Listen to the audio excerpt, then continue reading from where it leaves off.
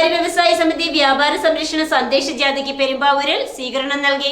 കേരള സംസ്ഥാന വ്യാപാരി വ്യവസായ സമിതിയുടെ നേതൃത്വത്തിൽ വ്യാപാരികളെയും ചെറുകിട വ്യവസായികളെയും അനുബന്ധ തൊഴിലാളികളെയും ബാധിക്കുന്ന തരത്തിൽ വ്യാപാര മേഖലയിൽ രൂപപ്പെട്ടുവരുന്ന രൂക്ഷമായ പ്രതിസന്ധികൾക്കെതിരായി അതിശക്തമായ പ്രക്ഷോഭ പരിപാടികളുടെ ഭാഗമായുള്ള സംരക്ഷണ സന്ദേശ ജാഥയ്ക്ക് സ്വീകരണം നൽകിയത്.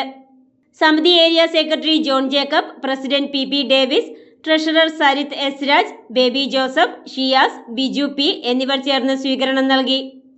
ജാഥ captain S Biju, vice captain V Gopinath, manager S Dinesh എന്നിവ ജാഥയ്ക്ക് നേതൃത്വം നൽകി. നമ്മുടെ നാട് നേടിയെടുത്ത സ്വാതന്ത്ര്യവും പരമാധികാരവും ജനാധിപത്യ അവകാശങ്ങളും മതനിരപേക്ഷതയും എല്ലാം കാത്തു സൂക്ഷിക്കുന്നതിനും കൂടി വേണ്ടിയിട്ടാണ് ഈ ജാഥ.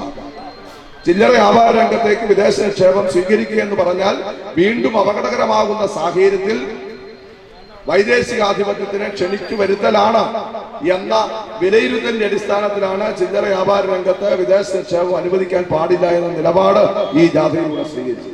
അത് ഈ നാടിന് വേണ്ടിയിട്ടാണ്. ഞാൻ വിശദമായ ഒരു പ്രസംഗത്തിലേക്ക് പോകുന്നില്ല.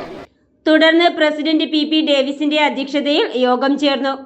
CPIM area secretary CM Karim, VP Khader, KP Ashokan, Sheela Satheesan, Sathi Jayakrishnan തുടങ്ങിയവർ സംബന്ധിച്ചു. News desk, Perumbavoor.